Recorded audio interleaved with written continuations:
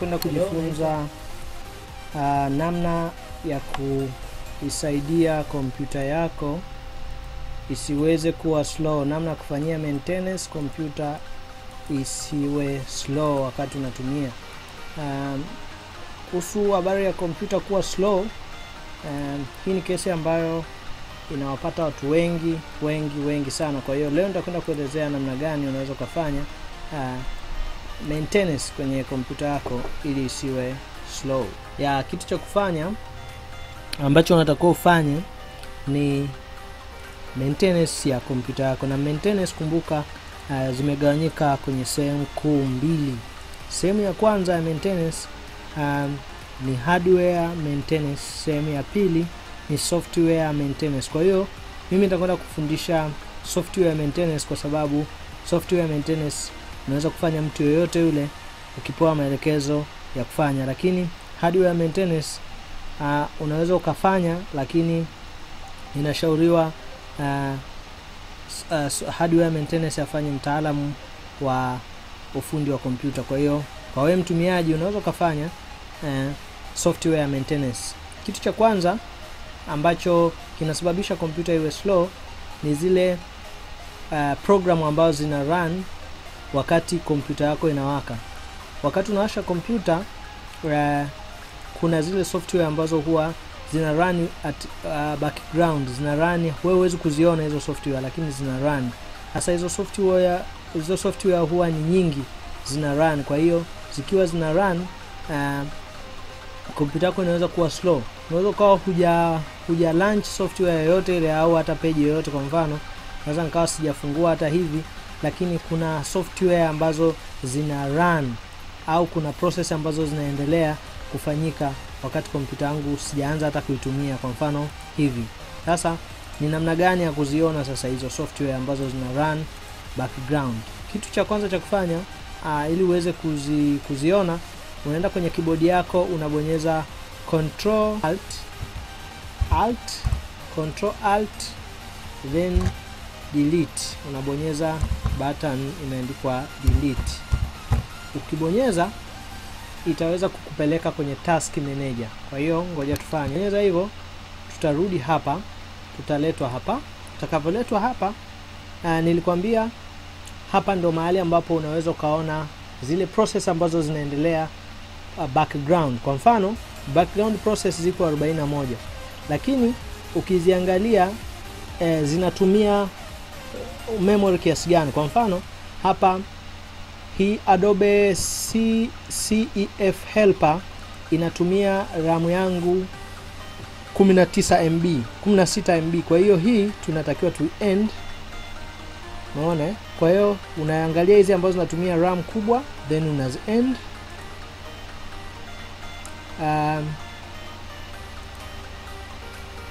Unazi end hizi software ambazo unaona zinatumia RAM kubwa, then unazi end. Kwa hiyo zipo 41,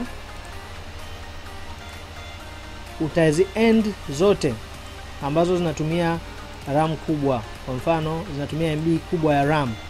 Hivyo na Internet Download Manager utazi end. Kwa hiyo hakikisha hizi process zote ambazo ni background process unazi end. Baada ya hapo utakuja hapa startup. Kuna software nyingine ambazo zinakuwa zinafanya kazi wakati wewe hujaamua zifanye kazi kwa muda huo. Kwa hiyo unachotakiwa uzidisable zile startup software au application ambazo zinakuwepo. Sasa ukija hapa, mimi za kwangu nimesha disable zote, kasoro chache. Kwa mfano kama hii, naweza nikaidisable zote ambazo zimeandikwa enabled. Unatakiwa uzidisable zote, hamna haja ya ukishafanya hivyo, ukisha disable hapa pamoja na hapa, hilo ni zoezi la kwanza. Baada hapo unakata. Ukishakata, una refresh computer kuona performance yake. Kitu cha pili ambacho unatakiwa ufanye, ambacho chenyewe pia ni software maintenance, unatakiwa ufanye disk cleanup. Unatakiwa uclean zile temporary files ambazo zinaweza zikasababisha kompyuta yako ikawa nzito. Sasa utaziclean vipi na utaziona vipi? Unachotakiwa ufanye, unabonyeza start button kwenye keyboard yako, au kwa kutumia mouse unakuja hapa unabonyeza start, then unasema disk, unaandika neno disk, itakuletea kitu kimeandikwa disk cleanup. Then utaibonyeza disk cleanup, utaangalia wapi ambapo ni drive gani ambayo unataka kuiclean. Kwa mfano, drive ambayo inabidi uiclean ni C, kwa sababu C ndio inabeba window au inabeba operating system. Kwa hiyo C ikiwa ina takataka nyingi au temporary files nyingi, itasababisha pia kompyuta yako kuwa nzito. Kwa hiyo hapo utaweka okay. Kwa hiyo hii process itachukua muda kidogo ili kuweza kuziclean au kucalculate ni nafasi kiasi gani ambayo imechukuliwa na hizo temporary files. Kwa hiyo baada ya kufanya hivyo, utaweza ukaja hapa tena, utaandika disk hapa, utaandika neno D, then utakuja hapa imeandikwa defrag and optimize drivers. Utabonyeza hapo. Utakapobonyeza hapo, utakuja huku tunaposema tuna optimize au tuna defragment, maana yake ni kwamba faili zako au zile faili zako zinapokuwa zipo kule kwenye drive C, zinaweza zikawa kutokana na matumizi zimekuwa fragmented, zimekuwa zimetawanyika sehemu mbalimbali, lakini utakapo optimize hiyo disk yako kwa hiyo option niliyokuonyesha ambayo ndio hii, itasaidia kuzirudisha pamoja. Umeona, kuzirudisha pamoja, na itasababisha efficient ya drive yako kuwa vizuri. Kwa hiyo ambacho unatakiwa ufanye ni hicho. Kwa hiyo tulikuwa mwanzoni tulisema disk cleanup, tulikuwa tuna clean. Baada ya kumaliza kucalculate, tumeletewa hiyo option, utatiki zote hizi, then utasema okay. Utakaposema okay, utamwambia delete all. Kwa hiyo hapo itaanza kudelete, itasafisha kila sehemu kwenye recycle bin, kila kitu kitakuwa vizuri. Baada hapo, hapa tutaanza kuoptimize tena. Utabonyeza D, utaanalyze, hapa utaanalyze. Baada ya muda hii itafanya process yake. Kwa mfano hapo kwenye C imekuwa fragmented, imesema okay fragmented. Kwa hiyo mpaka hapo zoezi hilo la kufragment disk linakuwa limeisha. Lakini kuna baadhi ya temporary files ambazo zipo, tunaweza ukabonyeza window plus R kwenye keyboard yako, window plus R, hapo ukaandika 100%, alafu ukaandika neno temp, alafu ukaandika tena 100%, then ukasema okay. Hii itakuleta huku ambapo zipo temporary files nyingi. Hizi pia temporary files ni za kufuta, kwa hiyo utasema control A, then utazidelete zote hizo temporary files. Hizi zinaweza zikawa zinasababisha uzito pia, lakini pia zinakuwa zinachukua nafasi kubwa kwenye drive, hujavifuta hivi. Kwa hiyo hizi zote tutazifuta, temporary files zote tutazidelete.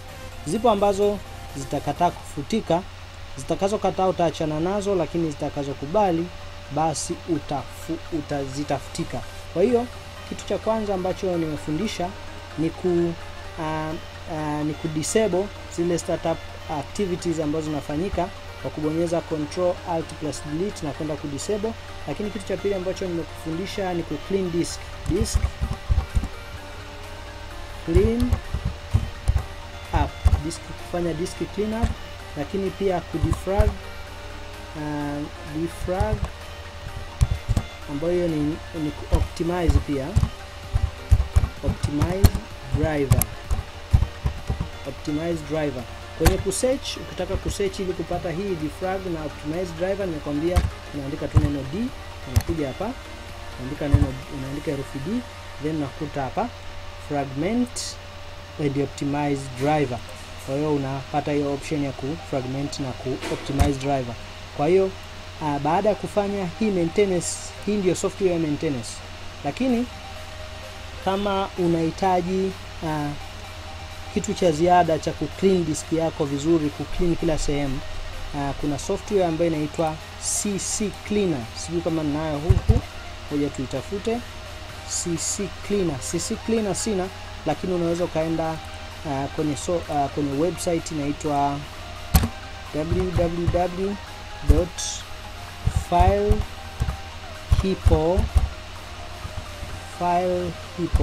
www.filehippo.com. Hapo utafika www.filehippo.com, utafungua hiyo website, utaenda kusearch